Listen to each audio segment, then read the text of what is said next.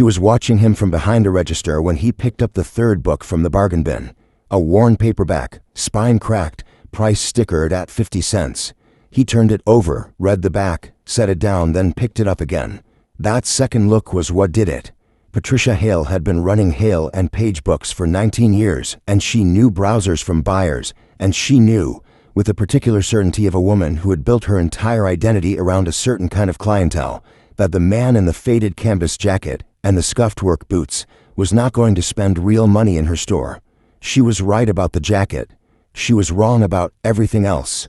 The store sat on the corner of Meridian and 4th in a small California city called Orvale, about 90 minutes north of Los Angeles.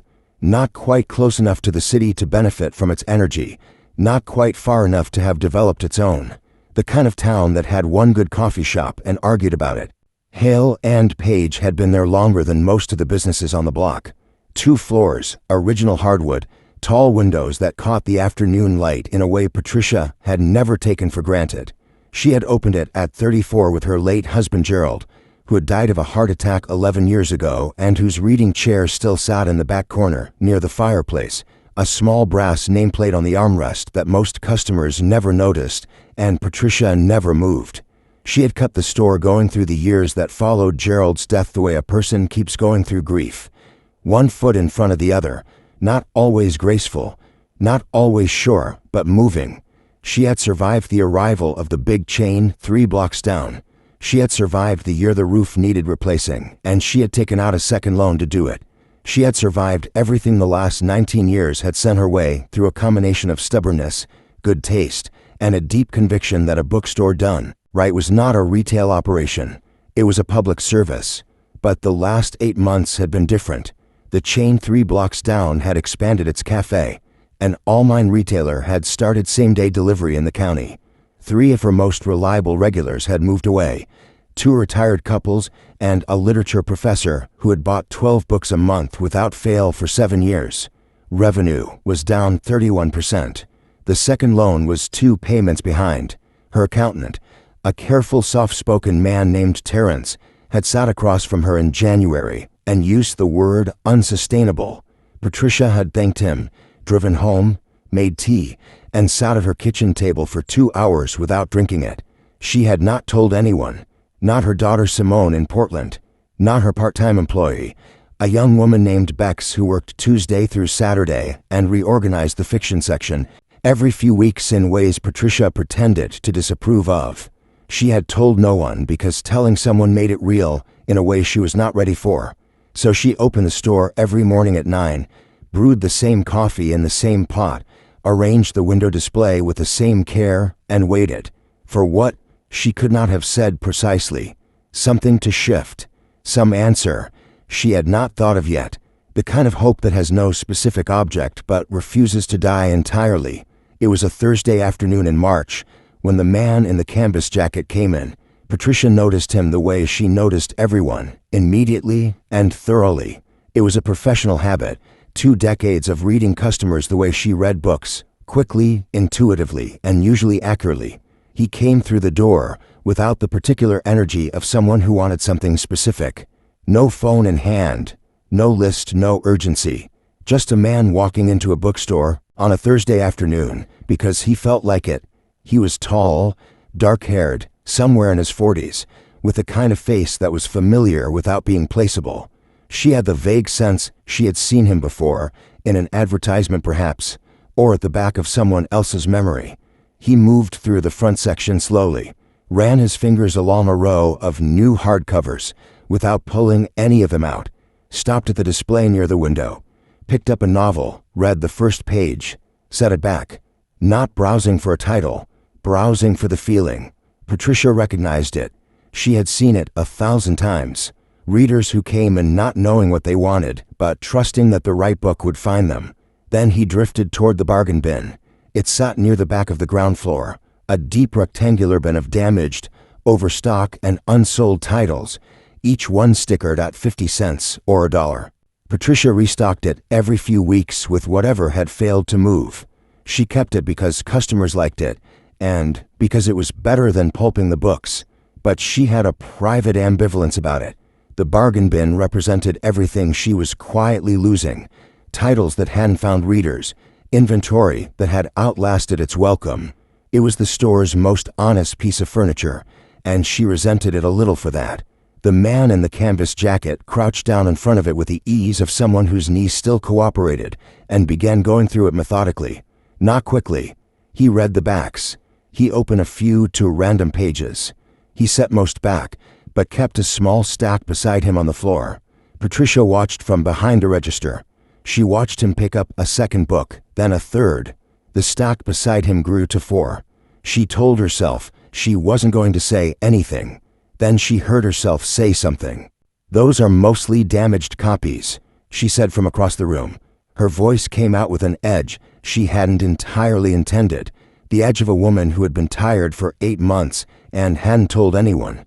"The ones worth reading are upstairs." The man looked up. His expression was not offended, not defensive, just attentive, the way a person looks when they've been addressed and are deciding how to receive it. "I found a few worth reading down here," he said.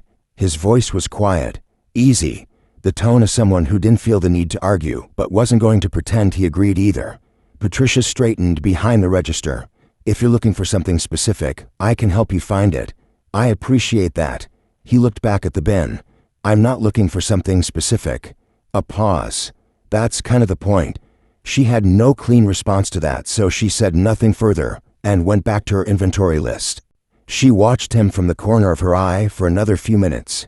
He finished going through the bin, stood with 5 paperbacks in his hand, and carried them to the counter. He set them down. She looked at them without meaning to and recognized each one. A nature memoir she had ordered 12 copies of and sold 3. A short story collection from a small press that had received one genuinely beautiful review and then disappeared entirely. A translated novel she had championed for 2 years to anyone who would listen. A children's book about a lighthouse keeper's daughter that had sat in the bin for 6 months. A slim volume of poetry by a poet who had died 2 years ago, at 41. She rang them up. $2.50. He paid with a 5 and told her to keep the change. $2.50, she said. The words came out flat. She wasn't sure what she meant by them. He looked at her for a moment. Something in his face was steady in a way that made her feel, briefly and uncomfortably, that he had understood her perfectly. "Thank you," he said simply, and picked up the books. At the door he paused. He turned back, not all the way, just enough. "The poetry collection," he said. "Marin Forsyth. Have you read it?" Patricia looked up. "I ordered 40 copies, she said. "I've sold 6. He nodded, as if that answered something he hadn't quite asked. "It should have sold more than that," he said. Then he walked out. The bell above the door rang once and went quiet. Patricia stood behind the register for a moment after he was gone. Something about the exchange sat with her in a way she couldn't entirely name. She picked up the poetry collection's duplicate from the shelf below the counter, the one she kept there because she opened it sometimes between customers, and looked at the cover for a moment.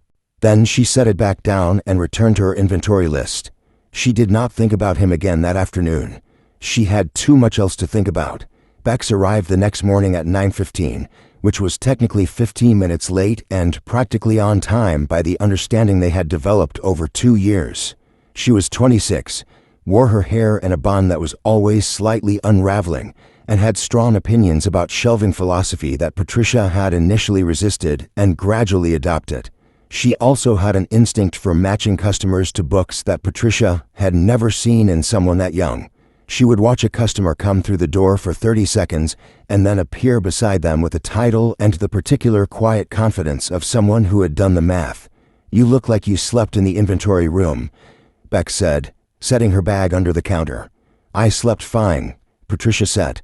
Bex looked at her with a particular expression of someone who did not believe that but also knew better than to press it. She went to start the coffee.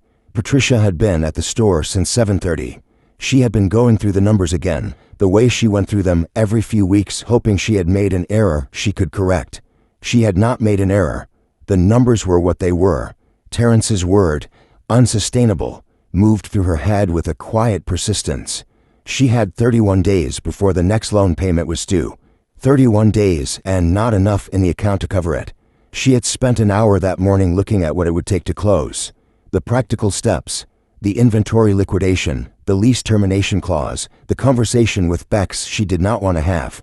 She had closed the document without saving it, not because she had a plan, because she was not ready to save it. The morning was slow. A regular came in, a retired engineer named Otto, who bought 2 history books a month and never needed recommendations. A mother with 2 small children spent 45 minutes in the picture book section and left with 3 titles and a genuine warmth in her thank you that Patricia held on to for most of the day. A young man in a university sweatshirt asked for a specific philosophy text which they had and seemed genuinely surprised, which happened less than it used to. At 11, Bex appeared from the fiction section holding her phone with an expression Patricia had learned to pay attention to. "Patricia." "What?" "Come here." She said it with the focused quiet of someone who had just seen something and needed a witness. Patricia came around the counter. Bex turned her phone. It was a photograph, the kind taken in a bookstore, slightly blurred afternoon light. A man crouching in front of a bargain bin, a small stack of books beside him on the floor.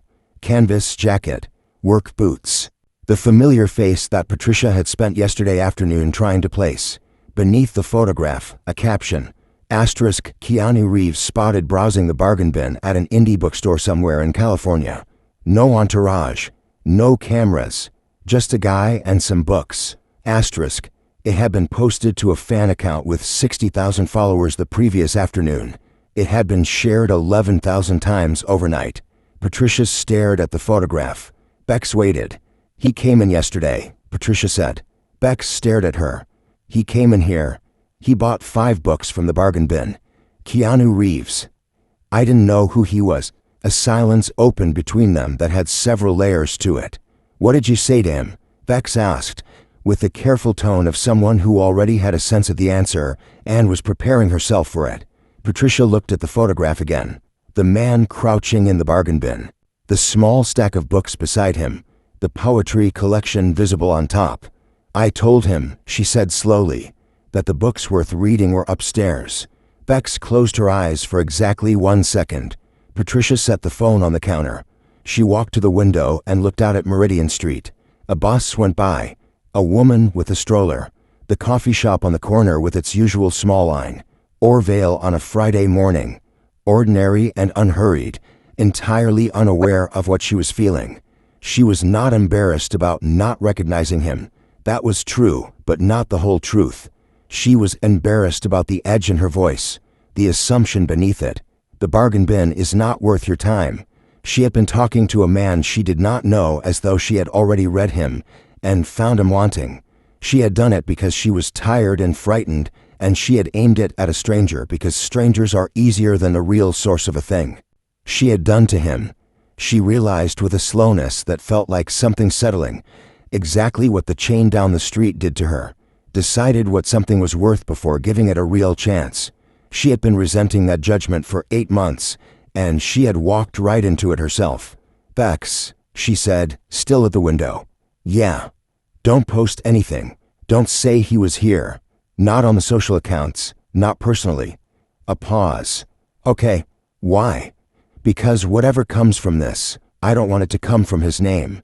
If this store closes, it closes. If it survives on what it actually is." Bex was quiet for a moment.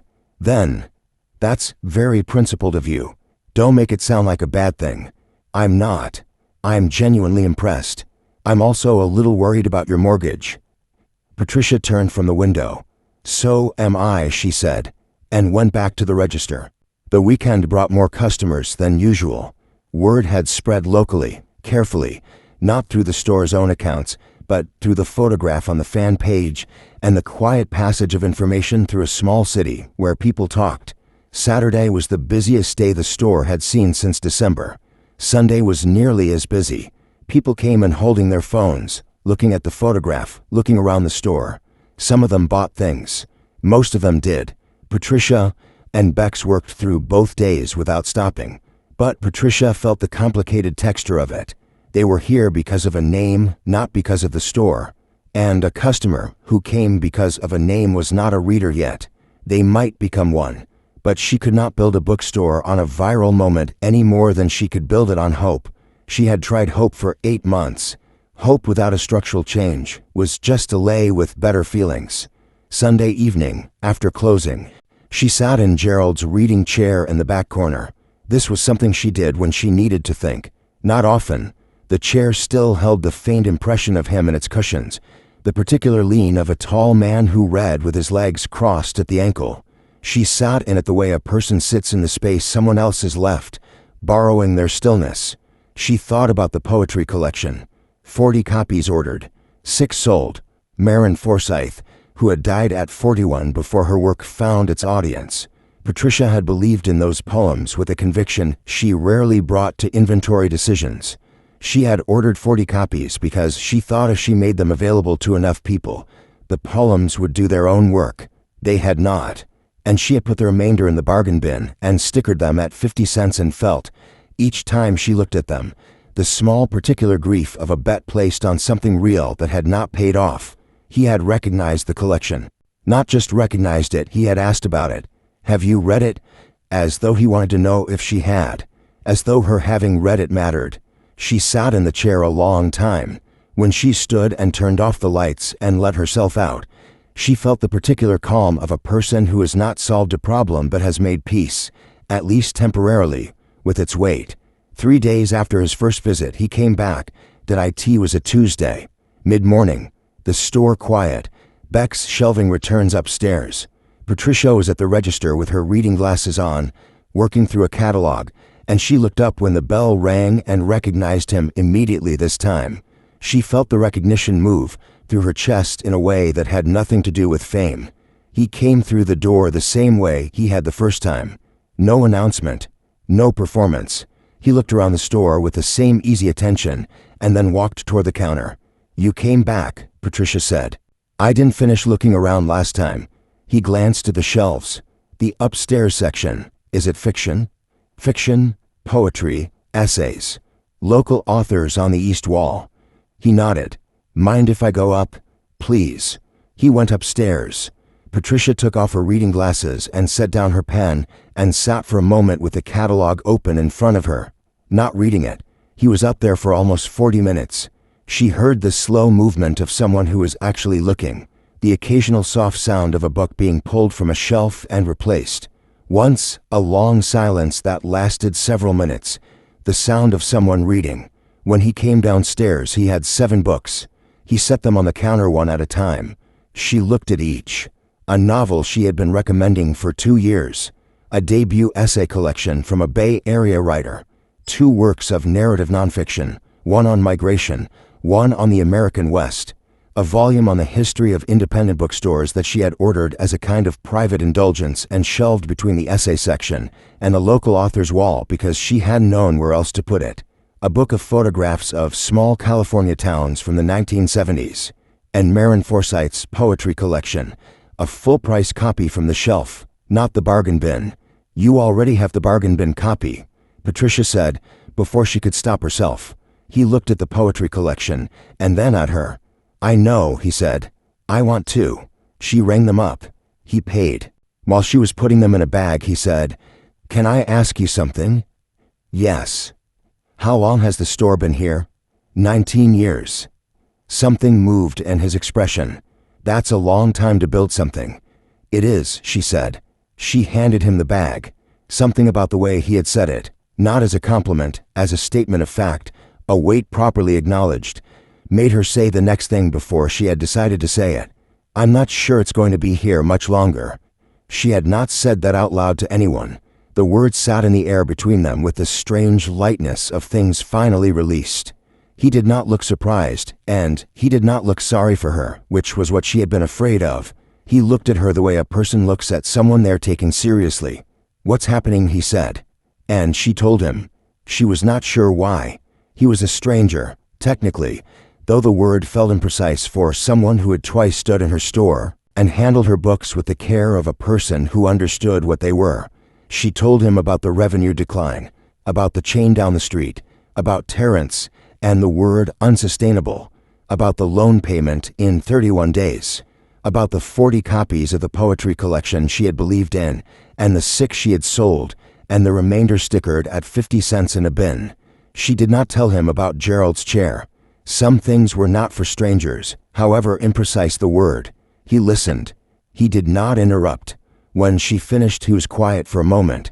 "Is there anything structurally wrong with the store?" he said. "The model, the selection, the staff, what you've built here." "No," she said. It came out quickly, not defensively, just truthfully. "The store is good. The store has always been good. The market moved. So, what it needs isn't a reinvention. It needs time. It needs about $40,000 and someone who believes small bookstores are worth saving." She said it as a kind of dark humor, not a request. He seemed to understand the distinction.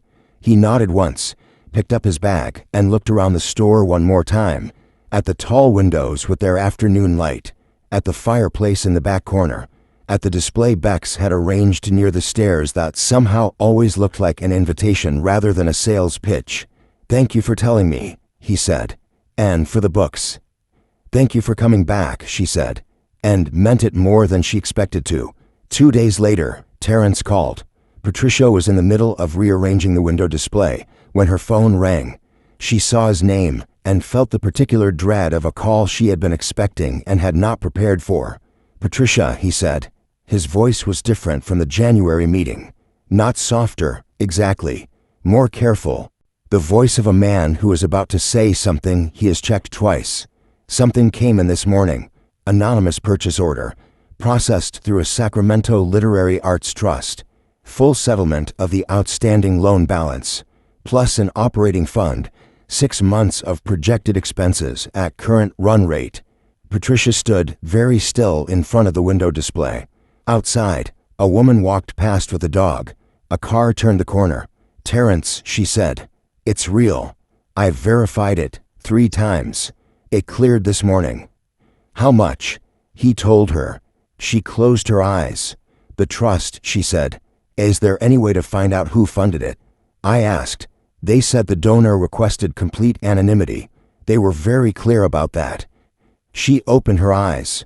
The window display was half finished. A stack of novels she had been arranging by color, a thing Bex had suggested and she had initially called frivolous, and then spent 20 minutes doing carefully. Outside, Meridian Street moved at its ordinary pace. "What happens next?" she said. Her voice was steady. She was not sure how. "Nothing happens next," Terence said, with a warmth she had not heard from him before. "You open tomorrow. Same as always." She thanked him. She set the phone on the shelf. She stood at the window for a long time. Then she picked up the novel she had been holding when the phone rang and placed it in the display with the same care she would have given it on any other morning. She called Simone that evening, told her the loan was cleared. Simone cried, which made Patricia cry, which they then spent several minutes mutually denying. She did not say where the money had come from. She said only that someone had believed the store was worth saving. Simone asked who. Patricia said she didn't know. That was technically true. She did not know. She was simply, by the time she went to bed that night, more certain than she had been about anything in 8 months. The next morning she came in early, as she had always done, made the coffee, turned on the lights, stood in the middle of the ground floor, and looked at the store the way you look at something you had almost lost. The hardwood floor with its honest ware. The tall shelves her husband had built from reclaimed wood because he said a good book deserved a shelf with a history. The fireplace and the reading chair. The bargain bin still sitting near the back, a little less full than it had been. Bex arrived at 9:15. She looked at Patricia's face and set down her bag. "Something happened," Bex said. "The loan is paid." Bex went still. "How?" Anonymously. A silence. Bex looked at the ceiling briefly in the particular way she did when she was processing something. Then she looked at Patricia. "The man from Tuesday," she said. "I don't know that." "Patricia?" "I don't know that, Bex." Bex looked at her with the careful expression of someone deciding whether to press a point. She decided against it. She picked up her bag, went to put it under the counter, and then stopped. "Can I say something?" "Yes." "You told him." You told a stranger you didn't even recognize when he walked through the door that the store was in trouble. Why? Patricia thought about it honestly. Because he asked, she said, and because the way he asked made me think he actually wanted to know. Bex nodded slowly. And you told him the store was good, that it just needed time. Yes. You were right about that. I know. Okay, Bex said, and went to open the upstairs. Patricia spent the morning thinking about what the store needed. Not to survive. That question had an answer now. A generous and unasked-for answer. But to be what she had always intended it to be. She thought about the Marin Forsyth collection. The 34 copies still in the bin. The poet who had died at 41 before anyone had properly paid attention. That afternoon, she pulled every remaining copy from the bargain bin and repriced them at full cost. She built a display around them near the fireplace, the reading chair at the center, a handwritten note from Patricia propped against the stack. Asterisk, these poems deserve to be read. Marin Forsyth, 1978 to 2019. One of the best collections of the last decade. We still believe in this book. Asterisk. She put the entire display together herself, which she had not done in months. Usually she left displays to Bex, who was better at them. But this one she needed to make with her own hands. By closing time, she had sold 11 copies. In the weeks that followed, she made 3 changes she had been putting off. She started a monthly evening series, local writers, small audience, the fireplace lit, books available. The first event drew 14 people. The second drew 27. The third sold out, and she had to turn people away, which she felt terrible about, and Bex pointed out was actually a good problem. She opened a small section near the front she called the overlooked shelf, titles that had been undersold, underreviewed, or simply unlucky, books she believed in that the market had missed. She wrote the shelf notes herself, which took longer than ordering new inventory, but felt more true to what the store was supposed to be. Customers started bringing their own suggestions for the shelf. She put a small basket on the counter with index cards where people could write recommendations. Within a month, the basket was full. She hired a second part-time employee, a recently retired librarian named Howard, who worked Saturday mornings and knew more about children's literature than anyone Patricia had ever met. The children's section tripled in 3 months. The Saturday morning picture book reading became, without anyone officially organizing it, a weekly event.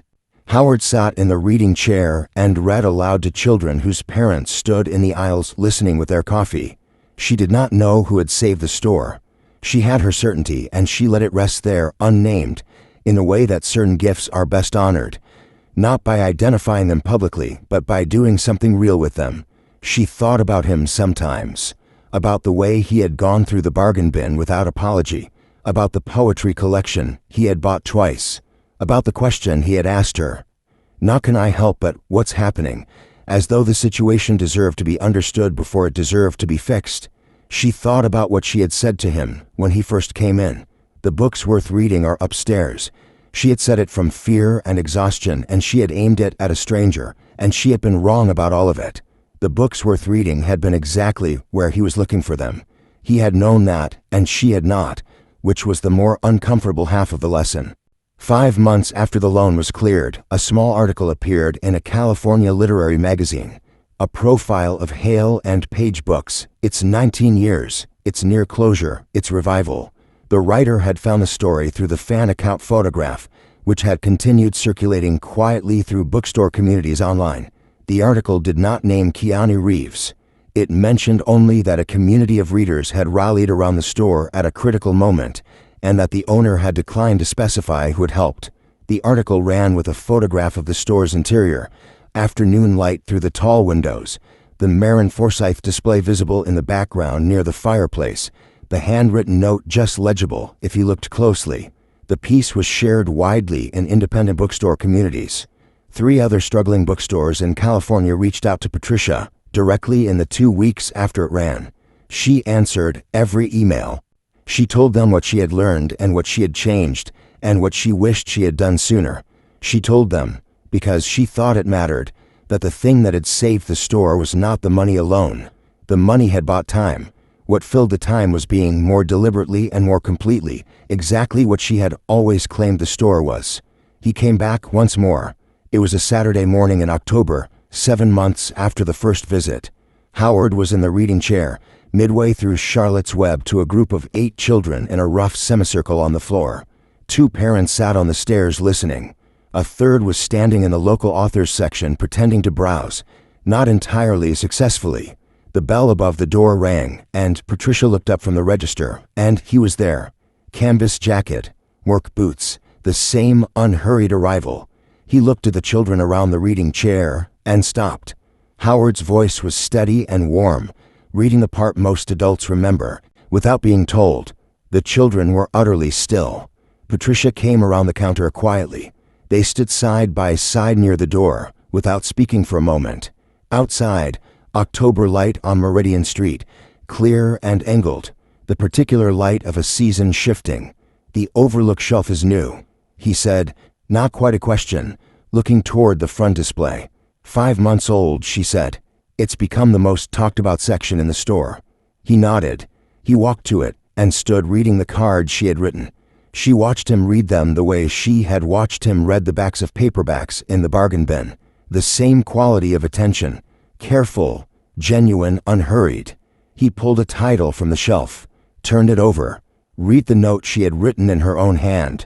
Asterisk, "This book was published 10 years ago to almost no attention, and I have been pressing it into people's hands ever since. If you're the kind of reader who wants to be surprised, start here." Asterisk. He held it for a moment. Then he looked at her. "I'm sorry," she said. It came out before she had arranged it, the way real apologies usually do. He waited. "When you came the first time, what I said about the bargain bin, I was frightened, and I was tired, and I took it out on someone I had already decided wasn't worth my attention. I've been thinking about it for 7 months. He was quiet for a moment. "I didn't take it personally," he said. "I know. That's almost the worst part." She looked at the overlook shelf. "I built a bookstore on the idea that things are worth attention before they've proven it. Then I stood behind my own register and did the opposite." He looked at the shelf too, at the handwritten notes in her careful, slightly slanted script. 32 titles, each one a small argument for a book that had been passed over. "You built this," he said. "That's the whole argument right there." From the back of the store, Howard's voice continued, warm and steady. The children hadn't moved. Patricia looked at the shelf. 19 years of believing that the right book in the right hands changed something. 32 overlooked titles and a handwritten note on each one saying, "This deserves your attention." A store that had nearly closed and had not. A reading chair with a brass nameplate that most people didn't notice. "Can I show you something upstairs?" she said. "Yes." They went up together. She showed him the local author's wall, which she had expanded. She showed him the event schedule, the next 3 months of evenings already booked, the waiting list for the 4th. She showed him the correspondence from the other bookstores, printed and pinned to the bulletin board above her desk, a thing she had not intended as a display, but which had become one. He looked at the letters for a long time. "There are a lot of them," he said. "There are a lot of struggling bookstores," she said. "I didn't know how many until I became one." He was quiet a moment. "What'd he tell them?" "I tell them what I know, which is that a bookstore is not a retail operation. It's a relationship between people and books and the town the bookstore is in. If you manage that relationship honestly, with patience and actual belief in what you're doing, it tends to survive." She paused. "If you manage it like a transaction, it tends not to." He looked at her. Something in his expression was, if not warm exactly, then present. The expression of a person genuinely listening. "You figured that out in 7 months, he said. "I figured it out in 19 years, she said. 7 months ago, I remembered it." He smiled. A real one, unhurried, the kind that doesn't require anything back. He bought 4 books before he left. 2 from the overlook shelf, 1 from the local author's wall, 1 he picked from Bex's fiction rearrangement upstairs. A recent novel Bex had placed face out at eye level with a sticky note that said, "Trust me," in Bex's handwriting. At the counter, Patricia put them in a bag. He paid. He picked up the bag and then paused, as he had the first time. "The Forsyth collection," he said. "It's back on the main shelf. Sold out of the display 3 times," she said. "I reordered." He nodded. Something crossed his face that she recognized, because she felt it herself sometimes, about books she had believed in and watched finally find their readers. The particular satisfaction of having been right about something that mattered, without needing anyone to acknowledge you were right. "Good," he said simply, and walked out. The bell rang. The door closed. Outside, the October light moved on Meridian Street, long and golden, the kind that makes everything feel like it has had the time it needed. Patricia stood at the register for a moment. Then she went to the window and watched him walk to his truck and drive away. Unhurried. No announcement. Just a man leaving a bookstore on a Saturday morning with 4 books and nothing to prove. Behind her, Howard's voice drifted up from downstairs. It is not often that someone comes along who is a true friend and a good writer. A few of the children laughed at something. A parent on the stairs smiled. Patricia turned from the window. The store was full. Not loudly full. The quiet, particular fullness of a place being used exactly as it was intended. She went back to work. The overlooked shelf is still there. It has 41 titles now, each one chosen by Patricia herself, each one with a handwritten note in her slightly slanted script. People come in sometimes specifically for the shelf, which would have pleased her more before she understood that the shelf was not the point. The shelf was the argument. The point was the 19 years that made the argument possible, and the 7 months that remembered what those years were for. Beck still reorganizes the fiction section. Howard still reads on Saturday mornings. The evenings are booked through spring. 3 of the bookstores that wrote letters are still open. 2 of them started their own overlook shelves, which Patricia considers the best review she has ever received. She has not spoken publicly about who saved the store. She was asked once by the magazine writer, and she said only, "Someone who understood that some things are worth attention before they've proven it." The writer noted that this was an unusual answer. Patricia said she knew. Some mornings she opens the store early, makes the coffee, stands in the middle of the ground floor, and looks at what 19 years of one person believing in something looks like. The hardwood floor, the shelves her husband built, the reading chair, the bargain bin, a little different now. She has started pulling titles from herself before they've sat too long, writing notes, putting them on the overlook shelf, giving them one more chance. Every book in that bin was someone's idea of something worth making. She had always known that. 7 months ago, a man in a canvas jacket had reminded her that she knew it. She thinks about that sometimes.